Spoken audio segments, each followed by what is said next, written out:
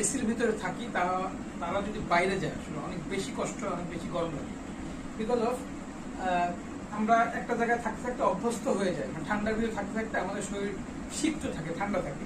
যখনই আমরা বাইরে যাই, বাইরের গরমটা আমাদের শরীরে অ্যাবজর্ব করে। এটা করতে করতে করতে করতে একটা টাইম অনেক বেশি গরম লাগে। আমি বাইরে কাজ করতেছিলাম, তো মাত্র অনেক গরম লাগতেছিল, গেঞ্জি টেঞ্জি কারণ ভিজে ভিজে যাচ্ছে এরকম একটা অবস্থা। তো যাই হোক, কি করবো, সাথে সাথে সব কাজ বাজ অফ করে, যেহেতু এই রুমে এসি চালা রাখছি না, রুমের ভিতরে ঢুকলাম। তো ঢুকার পরে মানে এই রুমে যে এত সুন্দর একটা পরিবেশ, এত সুন্দর একটা ফ্লেভার আসলে শরীরে, এত সুন্দর ঠান্ডা, মানে মনটাই জুড়াই গেল। মানে আপনাদেরকে আসলে বুঝাইতে পারবো। তো যাক, আজকে বাইরে যাব, যদিও এখন প্রায় 2টোর মতো বাজে। বাইক নিয়ে বেরোচ্ছি, আমার কিছু ফ্রেন্ডরা আছে, ওদেরকে নিয়ে বাইরে যাব। দেন কালকে যাবো আবার সাতক্ষীরার দিকে, একটা লং ট্যুরে যাব।